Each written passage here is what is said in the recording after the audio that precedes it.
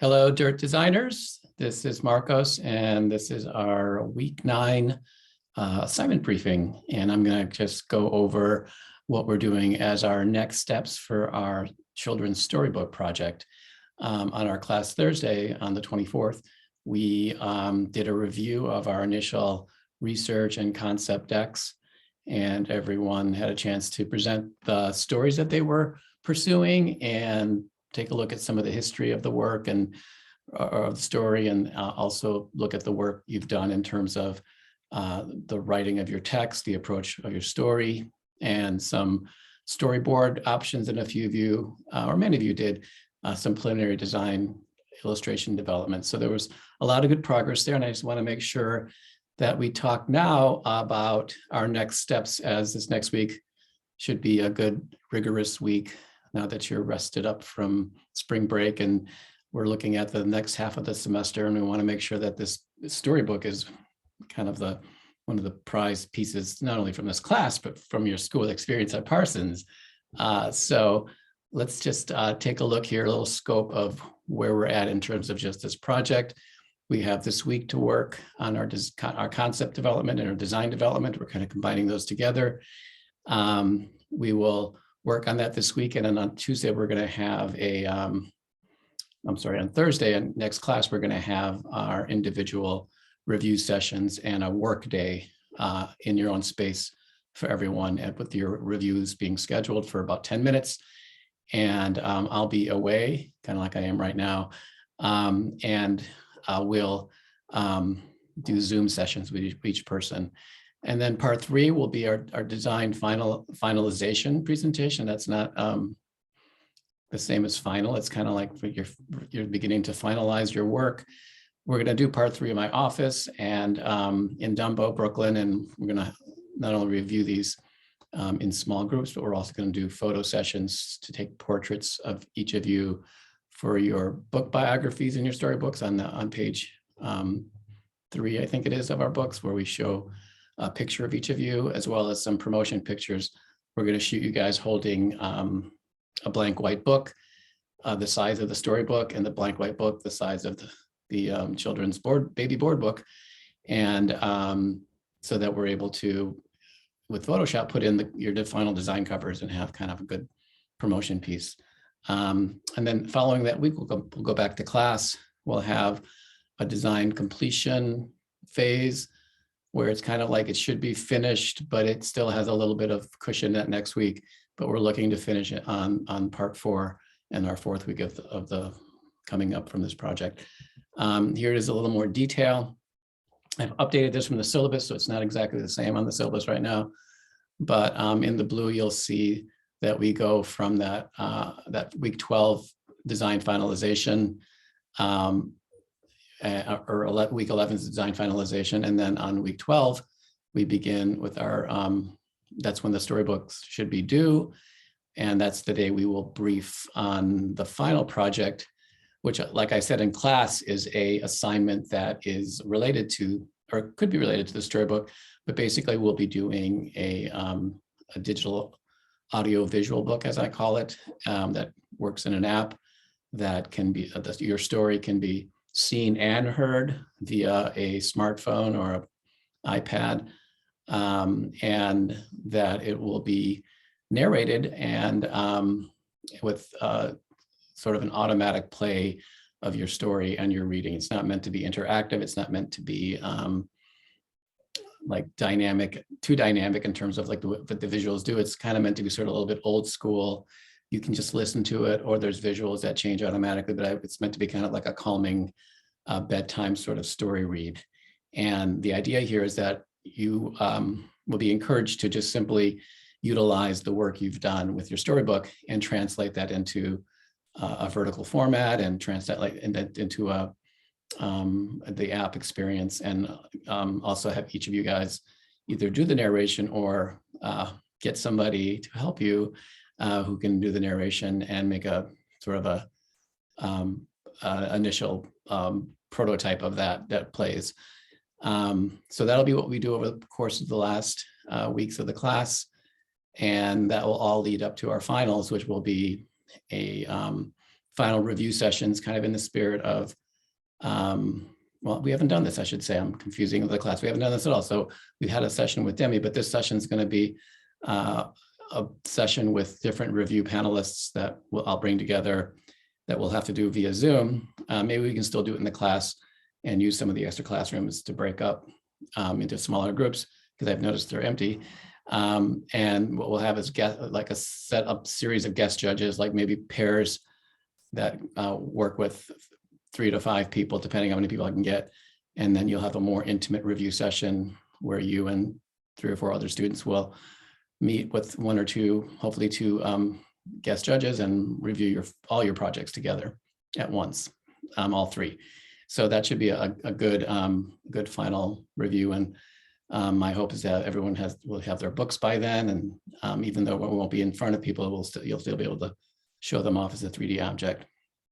So that's basically the semester. So it's going to be important that we kind of stay on track. There's obviously room here to do lots of good work. And if you get stuck or fall behind, there's room to correct. But the closer we get to the end, the more we have to be focused and disciplined about the work we're doing, so that we don't end up falling behind and not doing our best work. Because for me, like, everyone is capable of doing so much, and everyone has such great ideas and great starts. And I want to really avoid having time take this power over us and cause you to not do your best work because you simply didn't have enough time in the end to do exactly what you wanted to do. So that's why I'm kind of preaching like this week is critical. Even though there's lots of time, I want to make sure you plan your time well, you spend the hours doing it. Hopefully you won't catch spring fever and want to go outside too much, and really kind of do a lot of work to get this project in a good place, so that you've got real strong momentum over the next couple of weeks. So we, during our last review session, there was a feedback given. It wasn't so much design feedback, but consider what we were talked about in your session. And a lot of the feedback, from what I remember, is just everyone was kind of doing great. And I was excited to hear about the stories. And but consider your feedback and begin to work on your text, revise your text direction, and even finalize it. This is the time. These are the days right now to probably write your story or edit your story, or just decide that this is going to work and break it up into pages, and turn that written story into a part of your storyboard, so that the text, like many of you did, are actually in the storyboard, so you know where the text is going to go, and the sketches that go next to it will coincide with it, so that you begin to not only build the architecture of your book, but you're also beginning to art direct yourself and create the foundation to what your illustrations will be, and begin to in a very specific way, mock up or draw out what you envision being on each page. And with that, then take it outside the storyboard and then begin to explore your illustration technique in real time or real size. And here's where I want everyone to be sure that you're open to experimenting with trying new and interesting techniques that you haven't done before. At the same time, I want to also be sure that you're not endeavoring into something that's too unknown or too unseen in terms of what it's going to take to get it done and how much time it will take. Keep in mind that you're going to be doing several spreads, and if you find that the technique you're doing it may be cool and interesting, you can see it's going to take too much time, maybe adjust your technique and make sure that you figure out this week, okay, but I'm going to do this.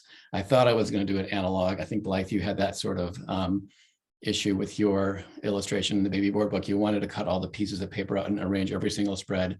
You tried doing that, and then it turned out to look pretty cool, but not quite right. And you could see that it was going to take too long, and you switched to digital format. And then your digital format was informed by the process that you did in the analog experiment layouts that you made, and it ended up being these brilliant, beautiful paper cutout looking digital spreads that were perfect, and that were birthed from the experience you had in actually working with paper. So I think that's a great example of what you should be doing this week if you're going to try to push and do something a little bit different.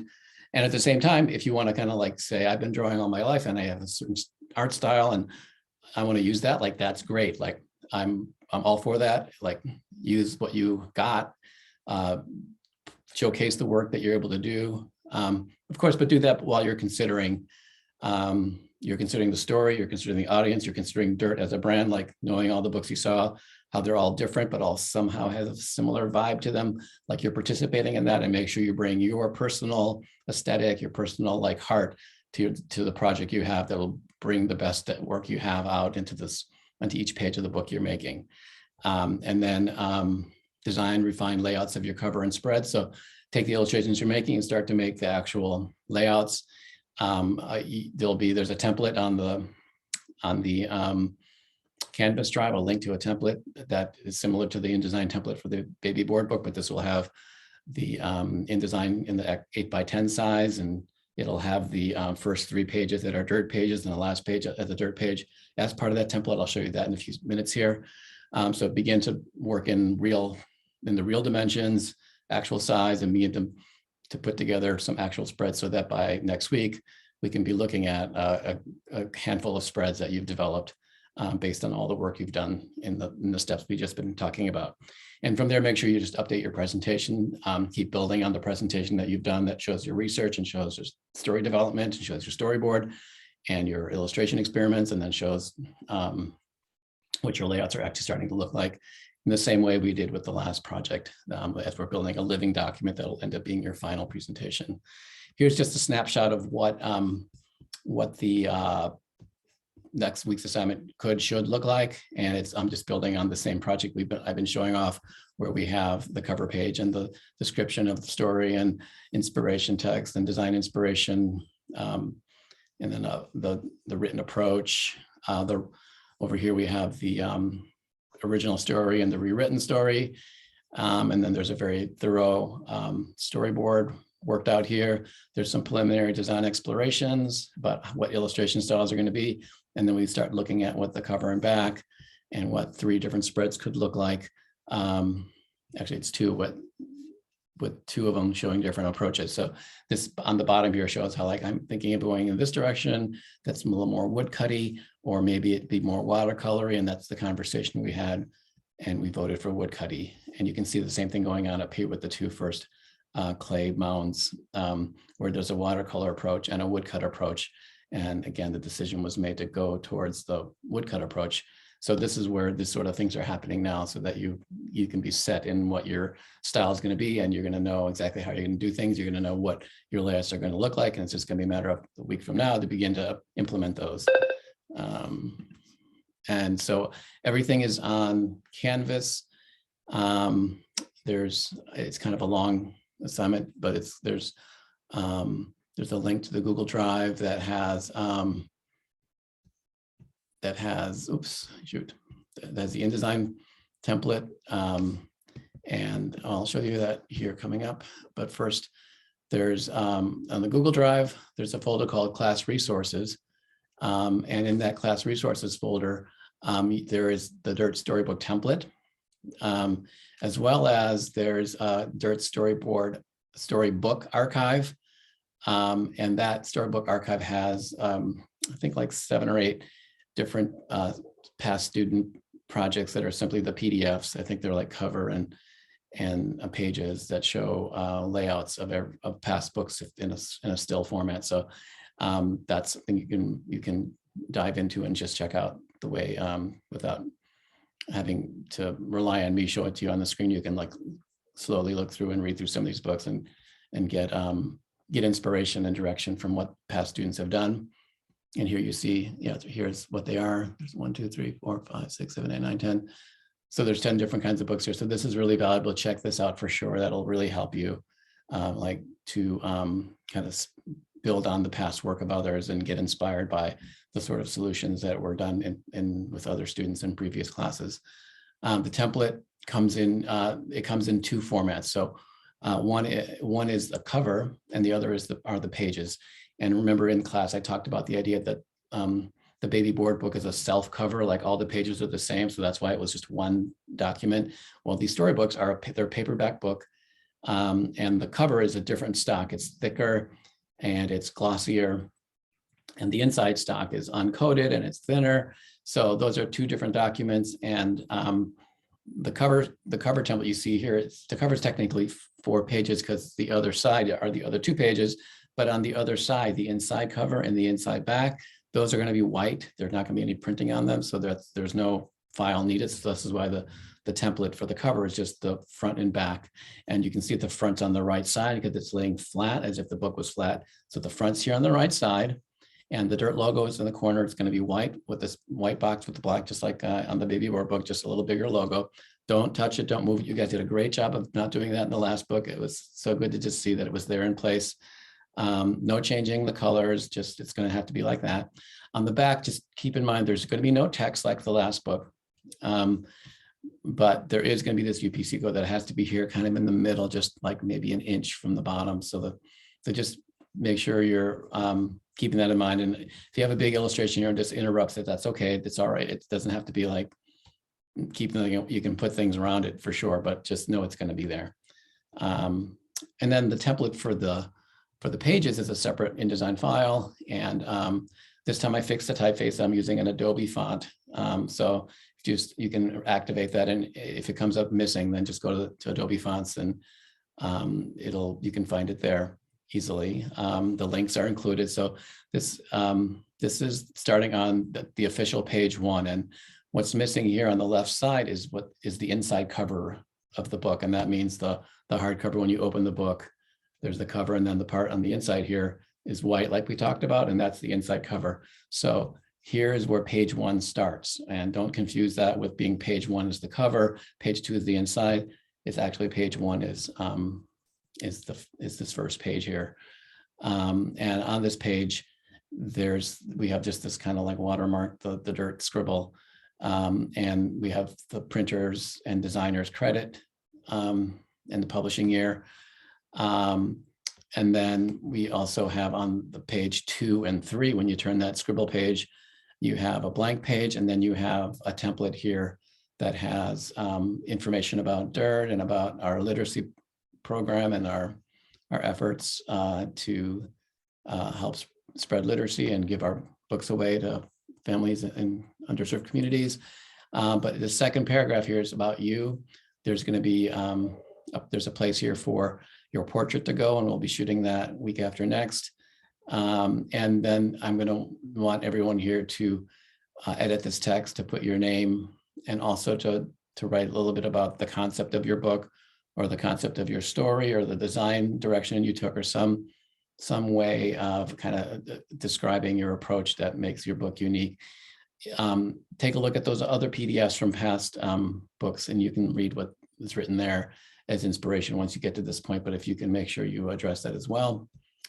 And then following that is really where your story starts. And that is, this is 1, 2, 3, it's all 4, 5 is where your story starts. And in little type here, it says title spread. And that's not meant to stay there. That's just meant to kind of cue each of you to know, like, okay, here's where my design starts. And we're calling it title spread because we want to encourage you to not just dive into the story, but to sort of reset everything with the grand title page that has the title here on the right side or the left side, and has your illustration and text credit, whether it's written by or adapted by, or whether you pay written by a famous author in the past and you just want to put the illustrator or design credit. And that's what this page is for. It's kind of to slowly start into it, and then your story will go on from there. And you can see here in the template, I can't quite read it, but it looks like there's 24 pages that are in this template, and that's just meant to be kind of like a good middle guideline, but you could go further than that, but you got to go in sets of 4. So if you're going to go further than 24, then you got to go to 28. Is that right? 24, 25, 26, 27, 20, yeah, or 32 or 36. Add 2 more spreads every time you go 4 or take away 2, so that we keep it at 4. And then you can see at the end here, this is page 24 in the document. It's the last page. On the right here will be the inside back. So it's kind of a spread in a way, but this is going to be the last of 4 Dirt pages where we have put more books by Dirt sort of idea that cross sells other books from the past. That's going to stay there. So don't change that, and nothing goes on the inside cover as well. Okay, so let's just take a look at a few things, and this is just for further information. If you need to cut out now and get to work, that's fine. But I just want to go through some of these stories just to give you a little more insight or a little more context. Just kind of talk further so to help you understand what we're doing. So for one, I want to talk about just the format of the book one more time. Again, this is the cover. Here's the dirt logo. It's here in white. It interrupts the illustration. No problem. That's what we want. On the cover, of course, you have the title. And here, unfortunately, there's no credit for the designer who was the author and the illustrator. And that's okay. She chose that, and you can choose to not have it on the cover too. And it's okay if you don't have it on the cover. But I don't want you to not have it on the cover because you think that I don't want you to have it on the cover, or that you think it's a bad idea to have it on the cover, or that you think you're too shy, or that your book's not good enough. No, those are valid. You should be putting your name out there as much as you can. And if it works with your design, which I think she didn't think it worked with their design, then for sure put it there. Your name will be in other places, but consider that. And again, so this is that idea of the cover and the inside cover. The inside cover is white, and then page 1 is here, and here's that text. And if you have time, type in your name here. If not, I'll do it. Again, we just talked about this. We'll get a portrait of you in the coming weeks. And then your books are going to actually start here on page 4 or 5. And again, the idea is that this is a pause to begin the book. Here we have the name of the book, and we have the credit for the designer and the author, who's the same person. And this inside this title page doesn't have to be elaborate. It doesn't have to do anything more than kind of just showcase the title. It can be sort of a precursor. It could be like, a mouse walks in, or like it could be this footsteps. It could be something that sort of starts the story out without starting it out. So it's an opportunity.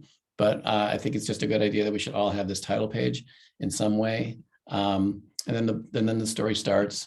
I'll just page to it real quick at first, but it starts and goes through with various spread ideas. I didn't count the page amounts, but it's a good, healthy amount that allows many different scenes to happen and many kind of plot lines to develop, and then to end up with the final result.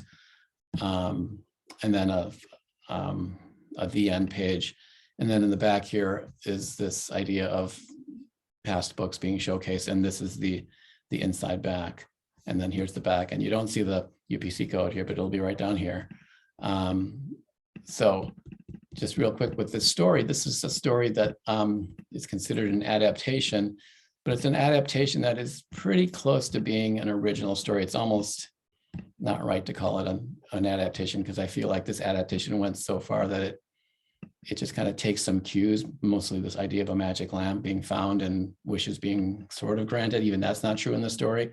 But the magic lamp is from the Aladdin story. And I think it's okay to call it an adaptation, because it does have it does borrow or utilize a lot of the themes in that story. But it's really well modernized into a way that's relatable to young kids and families. In this story, we make Aladdin just simply Al, and Al's kind of like a growing, I don't know, elementary schooler, maybe middle schooler, who's kind of shy and afraid, and not unlike many kids growing up today. And he kind of has this scarf that is sort of his like security blanket, or a security blanket disguised as a scarf. And he's struggling, and has, shows kind of a family interaction here with his dad, which is really great to see. But he's trying to find his way and not be unafraid. And one day, as like many kids will do, he sees a challenging puddle that he's certain he can easily jump over, and takes a running leap and slips at the end. And then, like the Aladdin story, he somehow falls into this magical portal that takes him into a sparkly gemstone kind of tunnel or place, kind of a Alice in Wonderland descent.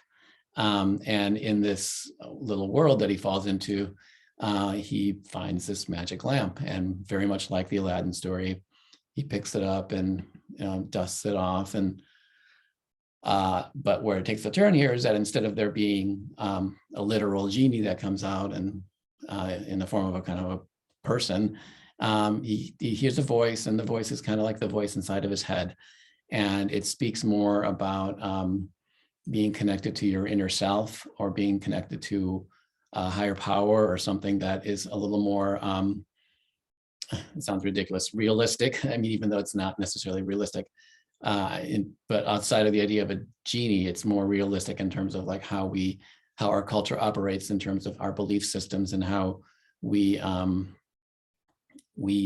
encounter our relationship with the supernatural. And so to have a voice, and then to connect that encounter with the potential supernatural with just the idea of like that ongoing conversation that goes on in your head, and merge those two ideas together. That's sort of what we're trying to do with this story, where he connects with the relationship with his creator, maybe is the way of putting it. And that, and of course he gets out of the puddle and takes his lamp with him, and carries it in his backpack. And in school, he encounters one of his, maybe not his friend, but a little kid being bullied in the library by some older kids, and he utilizes the power of the lamp, where he is confident that the right thing to do is to stand up for this kid, and finds the strength and the courage to take that risk and confront these kids. And in the end, his confrontation, as scary as it was, pays off.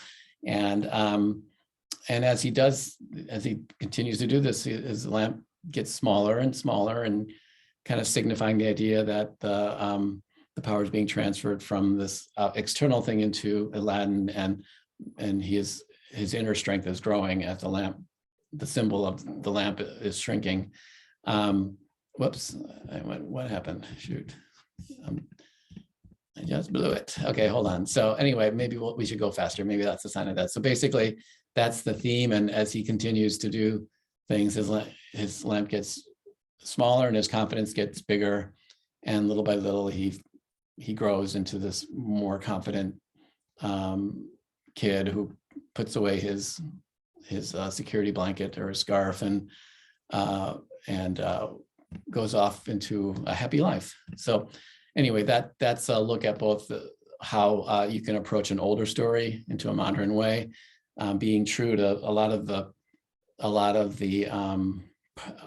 plot elements or character elements of a story from the past, while also bringing your own idea. And I also think this is a good idea of trying to promote this, the greater good, as I talked about in class, trying to promote stories that will help kids consider their soul, not just their material world, and see things, have confidence in the unseen in a good, strong, healthy way, and be able to not just have stories that are just that go outside the material world a little bit. So I think it's a good example of that as well. And then just another book to go through real quickly. This book is The King and the Seed, and it's like many of your stories, it's taken from an old fairy tale myth, and one that's kind of like, sounds like that, like The King and the Seed. Yeah, that sounds like a myth, but I never heard of it, And so a lot of you guys seem to have that same kind of thing where there's two animals, and what's the story going to be about? So I think I wanted to share this because it does take a story that is old but not so well known. It's not like The Tortoise and the Hare. It's a little less, or The Lion and the Mouse, like what's going to happen. So in this, this is a kind of a good modern day version of an old story done in a good sort of slightly younger kid way, maybe, than the last book. And in this story, and here again, don't forget, these are the pages that are going to be there. And here's the title page. And this is an adaptation, and it's illustrated. One thing to note in this book example is sort of the smart way that Sarah created kind of good, simple but complex illustrations that really took you into a defined world. And like many of you, Sarah is kind of like a communication designer who's not specializing in illustration, and needed to find a way to kind of utilize her skills into a way that she could create these pages and these books and this world using her illustration skills her design skills, her graphic skills. So I think this is a good example of kind of building on a good basic core that each of you have, and make a world that's like interesting and but not too complicated. But what I like about what Sarah did was kind of her use of creating these kind of white space opportunities where you have a good lush kind of world here, and then because of the cloud, it kind of merges into a white space, and her text is always in a place where it's easy to read, and the white space is kind of like designed into the illustration. And I think that's a smart thing to consider. Here you kind of have this little sort of foreground idea with the sort of this backstage element where the world is back here, and the foreground gives you this chance to provide space for text. And then using little techniques like these little, I don't know, action bubbles, because inside, this is what's going on in these houses. And yeah, just so mostly I think it's great just to see how the, this decision of keeping all the type always on white and finding a way to do that with our layouts is pretty smart. And in this story, just to go now to switch from technique to story, this story is about this king who needed to find an heir, and he decided to have a contest because he wanted to pick the right person to be the next king. I guess he didn't have a family. We don't know why, but anyway, he sends out his pigeons to tell everyone, or sends seeds, I think, to a select set of animals. I should have read it, but it's something like that. So everyone gets seeds given to them, and their job is the candidates are to grow the seeds and have a contest, like who's going to have the best plant come from the seeds that they were given. And the rabbit is one of a handful of people in this competition. And the rabbit gets his seeds and lovingly and skillfully begins to cultivate it and begins to care for it. And through the seasons, which this is a great spread to kind of show the 4 seasons, works towards the goal of having an amazing plant, but finds that nothing comes from his pod, and everyone else comes with their beautiful flowers, their yield from their work cultivating their flower, and his is bare. And so instead of well,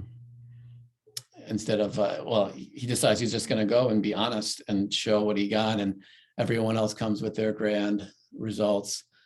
And it turns out that this was a little bit of a trick, and the king actually gave seeds that wouldn't grow. I don't know if it was just to the rabbit, but for sure the rabbit's seeds were not fertile, and it was a test to see who would be honest and come and show their results. Even if it was a failure, they would own up to their own result and their own failure. And because of that, this made the rabbit the highest value, with the best morals, and the one worthy of the crown and the throne. And apparently these are the guys cheated because they got the same crappy seeds. So anyway, this is a good way to kind of show a lesson from a kind of old world perspective. And it's kind of cool to have it be a kingdom. Like it wouldn't work to make this modern. I mean, you could, I suppose, but I like the idea that there's a land somewhere with a castle, and there's a king, and there's animals that are all in harmony and have a government or whatever, and that they have this contest. So I think that this is a good way to bring that sort of old world story in a kind of positive modern way. And here again is an idea. Here's the end spread. All right, so here on the back she did a little text thing, which I think is nice. The UBC code will be here. And she wrote a twist on the traditional Chinese folktale about honesty, benevolence, and the importance of doing what's right. That's great. So I think this is a perfect example of like making sure that you are presenting not only your story, but also giving a person like you or me, like if we're reading to a kid or to our own kid, that we know kind of what we got our talking points, and we know that what we're trying to say with the story. Not that it's necessarily obvious, but it's nice. This short sentence kind of tells us where the story's from, and it tells us what we're trying to get out of this without spoiling the ending. So that's something to consider too. Like, should your moral be in the story somewhere, whether it's in the last sentence of your story or whether it's on the back like this? I think it's a kind of a good idea. All right, so that's it for this video. Look out for an email early next week when I'll send out schedule for our Zoom sessions. If you have a preference, like you really want to be early in the class time, or if you prefer to be near the end and just want more time, try to send me an email or a Slack by Tuesday or sooner right now if you want, letting me know that you prefer to be early or late, or if for some weird reason you want to be in the middle, let me know. If not, I'm just going to kind of send out maybe the same schedule as before, and so you'll know what your time is if you remember what you were the last time we did this. But I'll send that out, and then be ready to have a Zoom session and a productive day of working and a productive week of working. So good luck to everybody. Make sure you stay positive and charged up. Like this is like such a great opportunity. You're making a book, and an important tool for growing up, and just really take it to heart and do your greatest work. Push forward, struggle through the hard parts. Don't be afraid of making it hard on yourself. Just really push it, because I know all of you can do much more than you know you can. And I want you guys to really like strive to put yourself in a place where you're going to really get like these surprising results that really actually reflect back who you are. Like this is a learning experience for you. Don't be fooled. Like, yes, those fortunate enough to read your story or look at your book will have a growing experience, but you making this book is the most important growing experience right now. So go for it. Okay, so there's your pep talk for the week. I will see you guys on Tuesday night or Thursday night. What do I keep saying Tuesday? Thursday night. And until then, reach out as needed. Thanks.